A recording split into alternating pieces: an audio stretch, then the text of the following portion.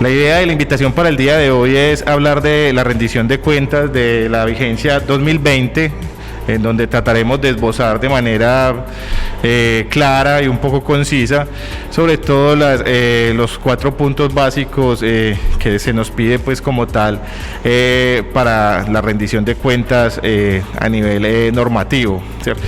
Me dispongo a quitarme el tapabocas ya que contamos con una buena un buen distanciamiento en el momento y para que me escuchen mucho mejor. Nuestra misión y nuestra visión, que todos la conocemos, obviamente hace parte de nuestra plataforma estratégica, y que todos el que no tiene acceso en todas las estancias del hospital y en la página web del hospital, pues como tal siempre la hemos presentado. Nuestra misión como tal es la prestar servicios de salud de baja complejidad, orientados a la atención integral, con énfasis en la promoción de la salud y prevención de la enfermedad, disponiendo de una infraestructura y tecnología adecuada, recurso humano íntegro, calificado y comprometido con la atención humanizada y segura, y procurando un mejoramiento continuo de los procesos, una sostenibilidad financiera y una rentabilidad social, aportando al mejoramiento de la calidad de la población. Y la misión como tal, que habla que en el año 2024 seremos una empresa autosostenible, reconocida por la humanización y la calidad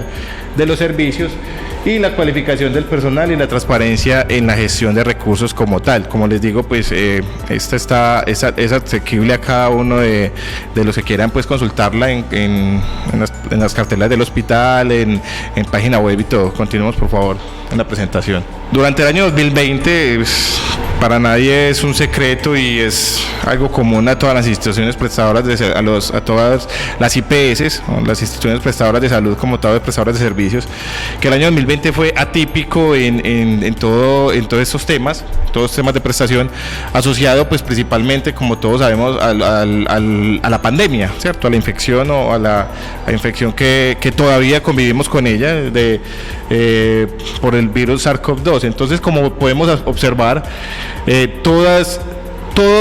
vamos a mirar de aquí en adelante que la mayoría de servicios ambulatorios, que son los que son de consulta externa, tanto de odontología como médica, y algunos otros servicios, se vieron claramente afectados por los temas de cuarentena, más que por la infección del virus, por las medidas que se tomaron asociadas pues a el tema del aislamiento, todos los meses que estuvimos en cuarentenados, que tuvieron que cerrar servicios ambulatorios. Entonces podemos ver, por ejemplo, que controles de enfermería se prestaron mucho menos en el año 2020 que en el año 2019 y 2018.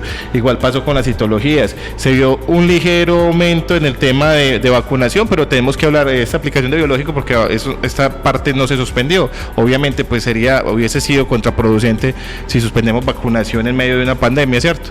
Vemos pues las consultas de medicina general durante el año 2020 también disminuyeron en una buena proporción. Pasamos de 4.200 más o menos en 2019 a 3.200 en 2020, una reducción sustancial, más o menos 1.000 consultas durante el año. Lo mismo otro tipo de consultas selectivas se vieron disminuidas, y exámenes de laboratorio, obviamente pues si había menos consulta médica, se iban a generar menos órdenes de laboratorio. Entonces, como vemos que todas estas cifras se ven impactadas obviamente por la disminución de la consulta externa y de los servicios ambulatorios como tal. Lo único que no se afecta obviamente, o lo que se afecta mucho menos, son los servicios de urgencias. Entre ellos pues obviamente el número de partos, pues vemos que se mantuvo, antes hubo un ligero aumento durante el 2020, y el total de egresos hospitalarios, esto es hospitalizaciones durante el año, vemos que también se ve afectada casi que diría yo en un 50% aproximadamente, o un 40%. Ya cuando vamos a cada uno de los procesos en particular, seguimos con la misma tendencia a la baja. La prestación de servicios pues obviamente disminuida, temas de odontología, ambulatorios, exodontología, consultas, tanto exodoncias, obturaciones, todos los procedimientos realizados en el proceso como tal de odontología se ven disminuidos en casi cada uno de ellos se ve disminuido durante el año 2020. Aquí tratamos de hacer una comparación. Al tener la particularidad en el año 2020 de la pandemia, por decirlo de alguna manera, esto tenía que modificar la forma de hacer las cosas. En ese plan de ideas, o en ese orden de ideas, y se inicia con lo que es la teleconsulta. Entonces podemos ver que a partir del mes de abril se inicia una tendencia de prestación pues de servicios ambulatorios por teleconsulta, y se compara con el presencial, siendo el azul pues la consulta presencial y la rosada o fucsia, no sé qué color le alcanzan a apreciar ustedes, es la teleconsulta. Obviamente, a medida que se fue controlando, entre comillas, o que se fueron disminuyendo los picos de infección, que pasábamos a hacer mayor consulta, pues se iban a disminuir esos números asociados a la consulta por teleasistencia, y los números como tal vemos que se disminuyeron casi a la mitad de la consulta presencial. Aquí pasamos a revisar temas de morbilidad, o sea, temas de mayor número los diagnósticos que más se dieron en cada uno de los grupos etarios. Entonces vemos en menores de un año, pues la mayoría de consultas se presentaron por diarrea y gastroenteritis, de 1 a 4 años por caries como tal, en el tema de odontología sobre todo, de 5 a 14 años sigue punteando, por decirlo de alguna manera, la caries, igual en de 15 a 44 años, 44 a 59 años continuamos por encima de la caries, seguido pues obviamente ya por otras patologías médicas como la infección de vías urinarias, lumbagos, y vemos que ya en las personas de mayores de 60 años ya son las enfermedades crónicas que toman la delantera. Estas cifras son muy similares cada año, ¿cierto? No se modifican mucho a pesar de las particularidades que tuvimos en el año 2020. Ya es la morbilidad como de urgencias como tal. Entonces vemos que la fiebre en los menores de un año es el mayor motivo de consulta. De 1 a 4 años, heridas en la cabeza, seguidos obviamente pues continúa la fiebre y algunas diarreas. En el servicio de urgencias hay que aclarar pues que obviamente esto cambia mucho las circunstancias de la consulta. De 5 a 14 años estarían heridas como tal, estos son traumas, pues heridas en la cabeza, dolores localizados en otras partes. 15 a 44 años cambiamos a los dolores abdominales, ¿cierto? Y seguidos por dolores de cabeza o cefaleas como las conocemos nosotros, y otras clasificaciones de dolor abdominal, además que ya empieza a verse como tal el trabajo de parto. De 45 a 59 años continúa el dolor abdominal en cualquiera de sus presentaciones, y empieza a verse como tal ya dolor en el pecho. Continuamos con los dolores abdominales de 60 a 110 años, ¿cierto? EPOC y ya otras enfermedades crónicas como les estaba comentando. Cuando tratamos de revisar las estadísticas vitales, aquí podemos ver un comparativo en naranja 2019 y en gris 2020 del número de defunciones que se presentaron durante el año. Entonces vemos que son cifras muy similares. Entonces vemos que, por ejemplo, para enero pues, fue mayor las defunciones en 2020 que 2019, pero hay meses que son iguales. Por ejemplo, marzo, vemos que se presentaron 5 tanto en 2019 como en 2020, y septiembre es un mes muy similar. Se encuentra una diferencia muy poca, por ejemplo, en noviembre, que ya era una diferencia mayor. Para 2019 se presentaron 10 defunciones, mientras que para 2020 apenas fueron 5 defunciones como tal. Y luego continuamos con las estadísticas de nacimientos. No vemos pues como mayores cambios, excepto imaginaría yo, estos son 2 meses, aunque no están marcados, por el pico.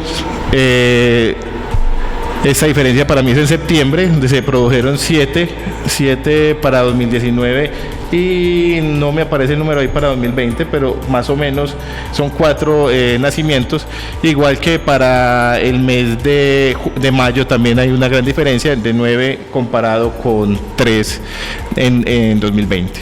Pero en general pues son cifras que generalmente se comportan muy similares año a año.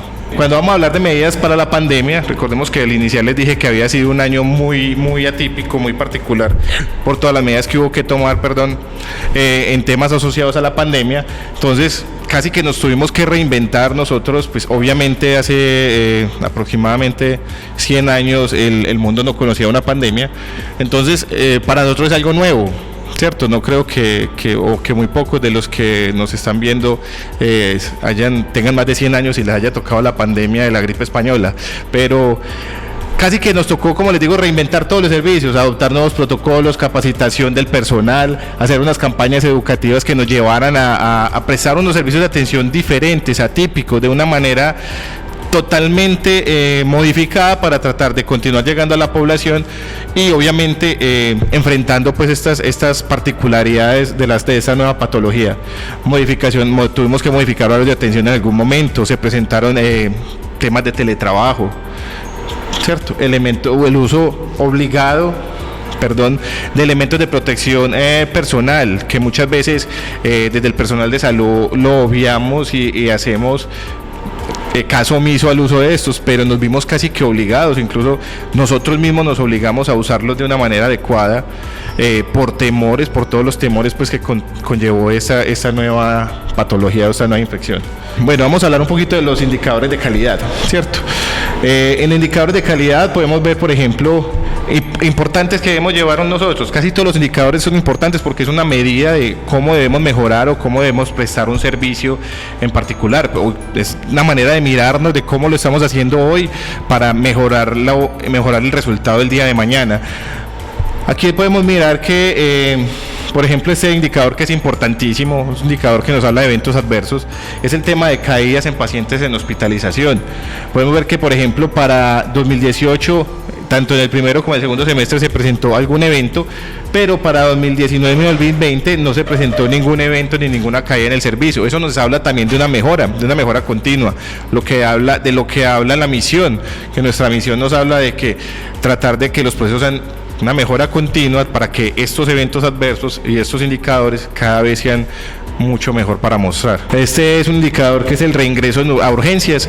Realmente este indicador nos habla del reingreso a urgencias en las últimas dentro de las 72 horas por la misma causa. O sea, yo consulté al hospital por un dolor de cabeza, no sé, una cefalea, es el ingreso en menos de 72 horas por el mismo diagnóstico. Eso es lo que nos mide este indicador como tal.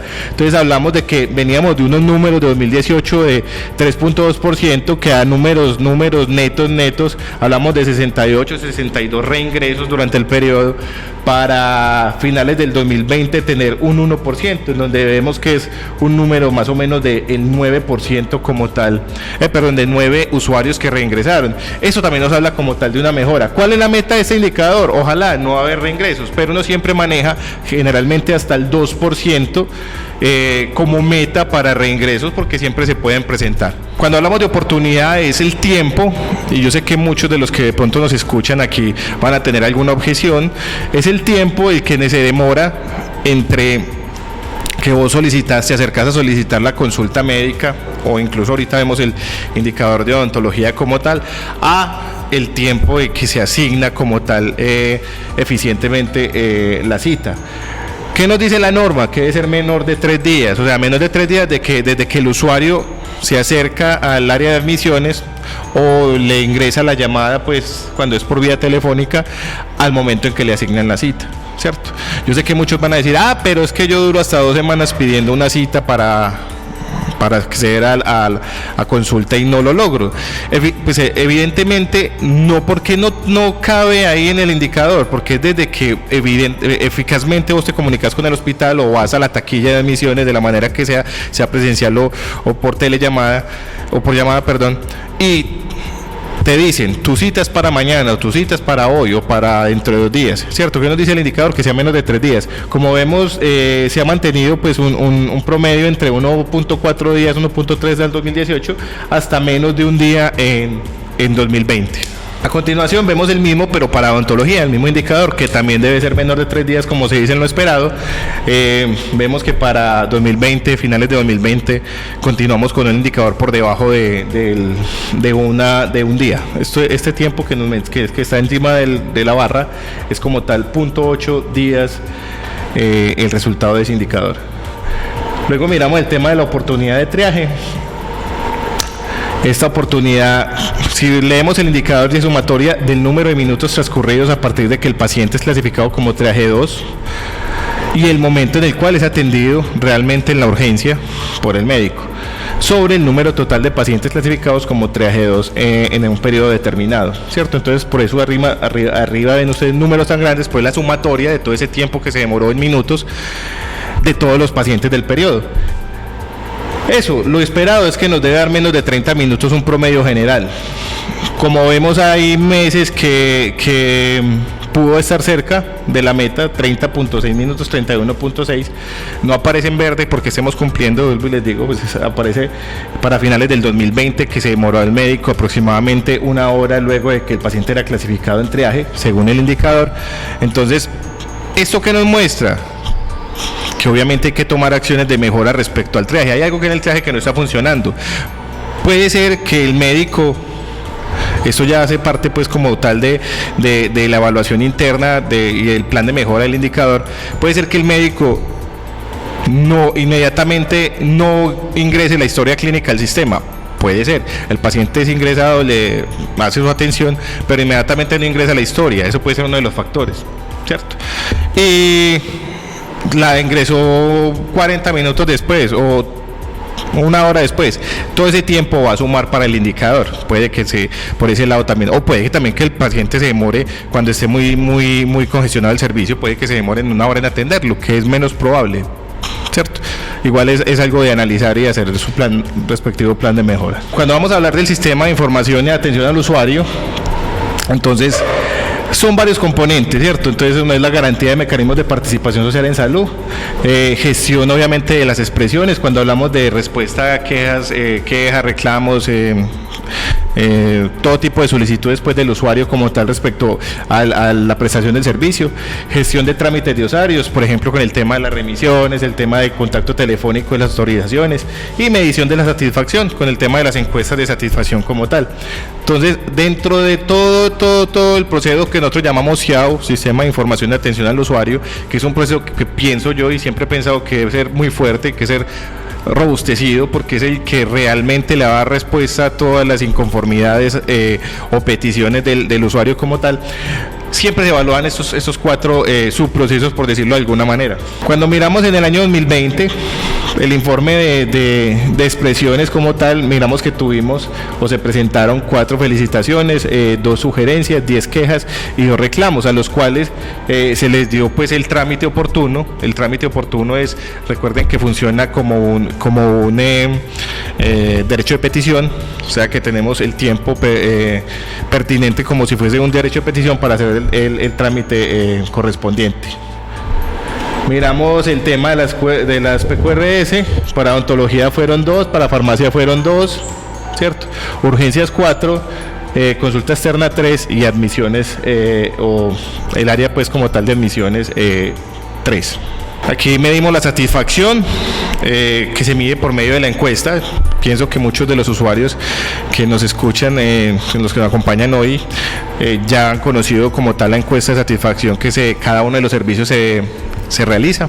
Hay que realizar un número de encuestas por cada uno de los servicios para tener un acercamiento más fidedigno de la real satisfacción del usuario como tal.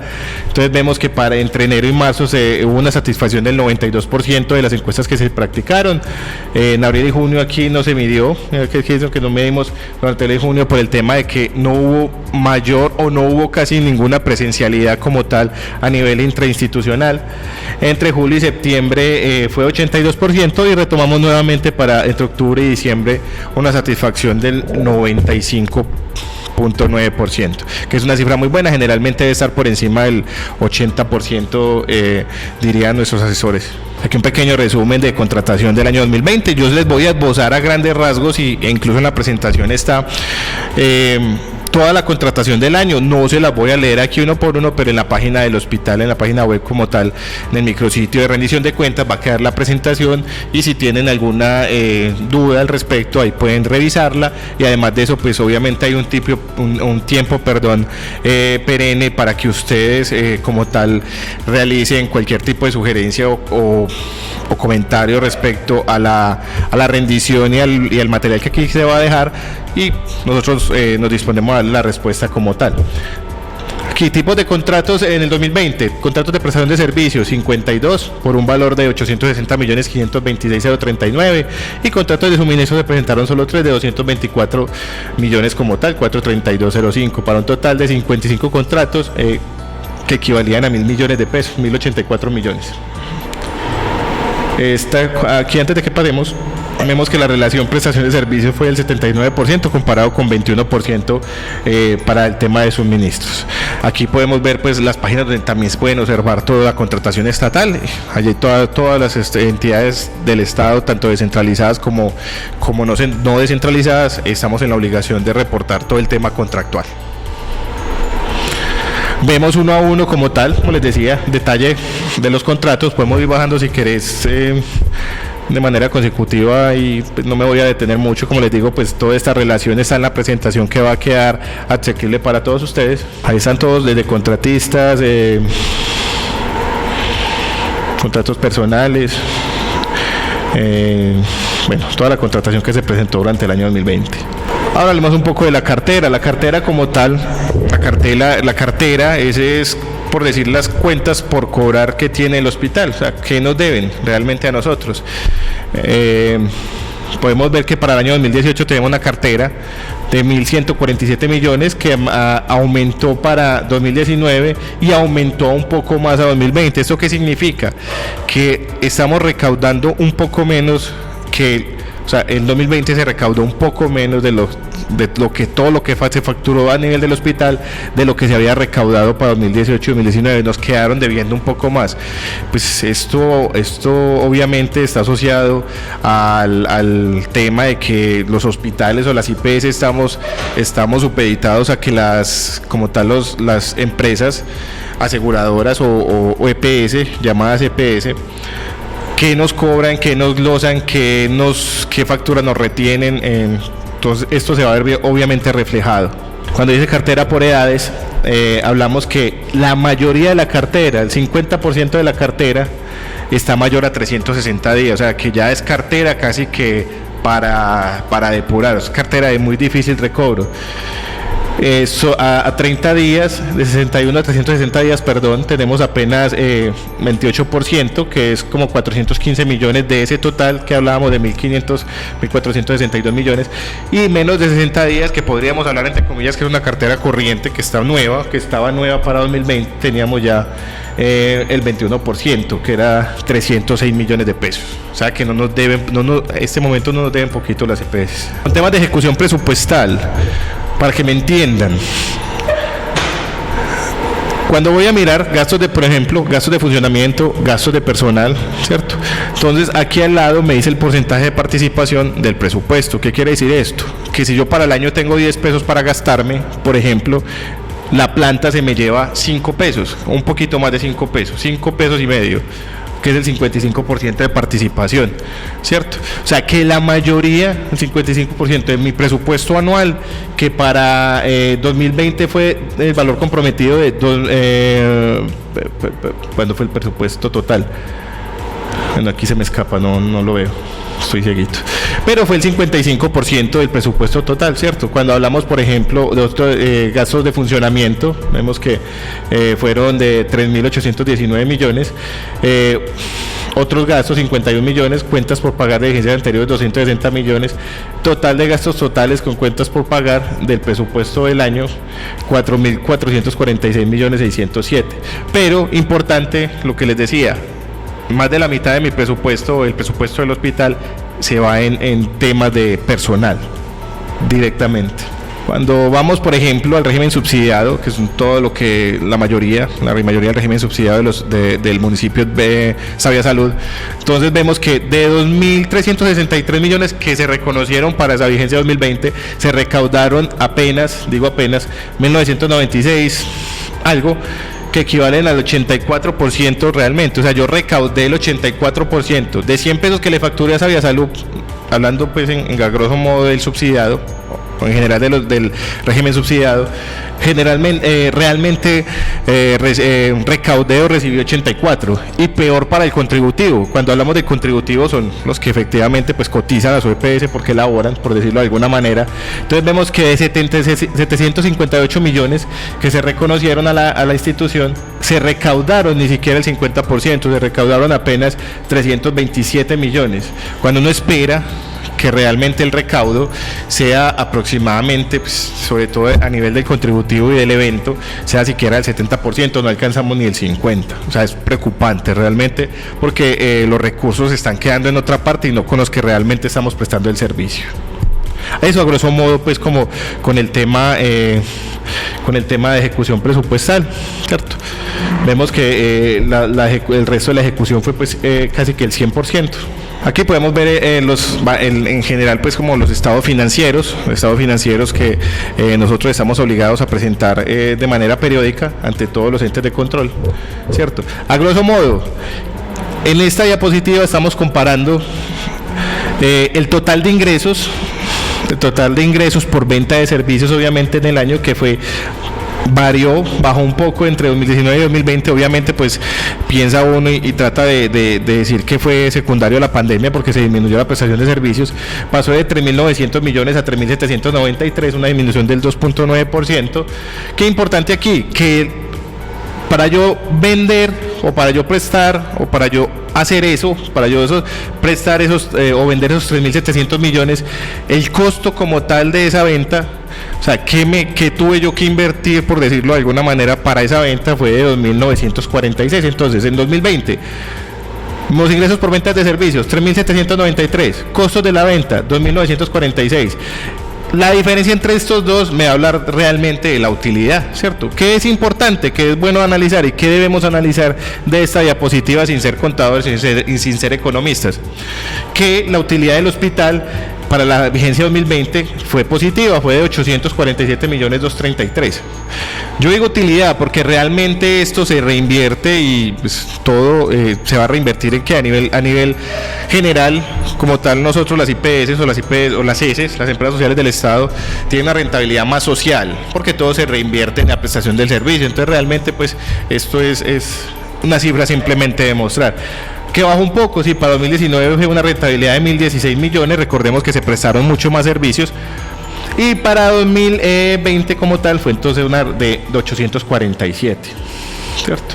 Aquí vemos de pronto una comparación entre los dos periodos, que el costo subió un poco, o sea, me valió un poco más prestar estos servicios en el 2020 que en 2019. Eso se debe a muchas cosas, necesidades del servicio, aumento del precio de algunas cosas. Ustedes saben que los insumos se dispararon durante el año pasado, aún están disparados, el consumo de algunos insumos aumentó, entonces todo esto va a variar en el costo de la venta como tal, en los costos asociados a las ventas. Entonces miremos que por ejemplo para el año 2019 fue de 1.244 millones y para el año 2020 fue de 1.230 como tal. Esto significa que los gastos operacionales disminuyeron pues para la vigencia 2020, ¿cierto? Vemos un excedente operacional que era de 228 millones negativo, pasó a ser de 383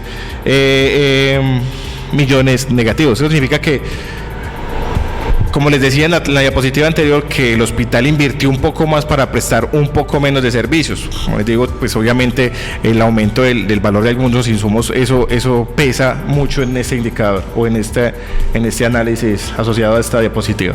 Aquí en esta a grandes rasgos podemos hablar durante el ejercicio, finalmente para el periodo que nos mostró un déficit o un excedente. Podemos ver que en el 2020 nos dio un excedente, a pesar de haber prestado menos servicios, de 372 millones. Pues obviamente esto se puede reflejado también en que se generaron o se autorizaron o nos desembolsaron unos dineros para un proyecto pues de dotación y todo esto va a pesar aquí, pero entonces vemos que pasamos de tener un déficit de 9 millones a tener un superávit, por decirlo así, o un excedente de 372 millones a final del periodo 2020. Aquí vamos a mirar como tal los activos. Vemos que los activos pasaron de 4.648 millones en 2019 a 4.836 en 2020 con un aumento del 4%. ¿Dónde varió más o menos es donde hubo la mayor variación en este indicador o en esta parte del análisis? Podemos ver que en efectivo y equivalente del efectivo vemos que hay un aumento en efectivo de uso restringido, que ahí es donde nosotros o el hospital terminó con un dinero que se desembolsó para un tema de un proyecto de dotación, y podemos ver ahí que dice efectivo de uso restringido. Entonces es donde más se nos aumenta como tal el activo, pero generalmente, pues en general fue muy similar en los dos periodos los dos valores. Aquí revisamos, seguimos mirando el tema de activos, ya obviamente el tema de propiedad y planta y equipos, un leve aumento de 86 millones de pesos de diferencia entre los dos periodos para un aumento final a 6.936, una variación del 4.8%. De 2019 pasó de 6.621 millones a 6.936 el total de activos. Los pasivos son las cuentas por pagar. Se dice que pasamos de deber 1.397 millones en 2019 a 1.500 millones en 2020. Esto se ve representado pues en cuentas por pagar, en una serie pues de apartes, pero que es importante. Cuando comparamos obviamente los activos con los pasivos, vemos que el hospital tiene 6.900 algo millones en activos para unos pasivos de 1.500, o sea que con los activos que tengo cubro 4 veces los pasivos, que eso es una cifra pues que uno siempre trata de mirar cuando revisa la viabilidad como tal de una empresa. Y ya por último, en los estados financieros pues revisamos el total del patrimonio.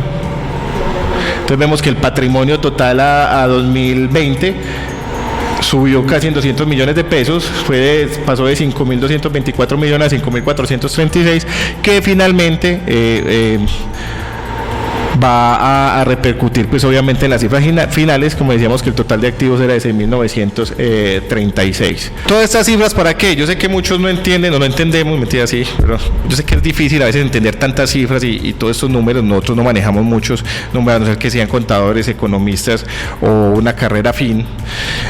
Pero ¿qué es grande de valorar luego de ver toda esta avalancha de números?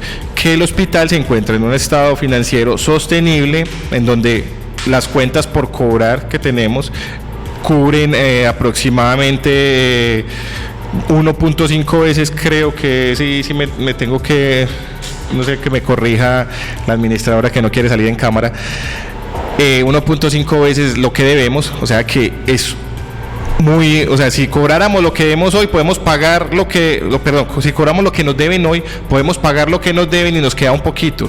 Entonces es una situación financiera que es sostenible siempre y cuando obviamente se le dé un manejo, ¿cierto? Un adecuado manejo de los recursos. Obviamente esto es simplemente un brochazo, como les digo, pues las cifras, todo lo del hospital, los contratos, todo es de libre acceso. Ya en la diapositiva, igual ahí está también las diapositivas cuando accedan, si quieren acceder por la página web a la presentación, están los links de las páginas donde pueden consultar toda la contratación. Si tienen alguna duda, quieren que les ampliemos, uno a veces es curioso y quiere que le amplíen realmente que si esto sí es tan bonito, si esto es tan bueno, entonces no hay problema, se pueden acercar. La idea es que, como les he dicho en todas las reuniones donde he tenido asidero, el hospital es suyo, el hospital es del municipio de Gachí, y como tal, pues obviamente la información le tiene que interesar a todos, y todos tenemos que hacer parte de esto. Muchas gracias por todos los que nos acompañaron.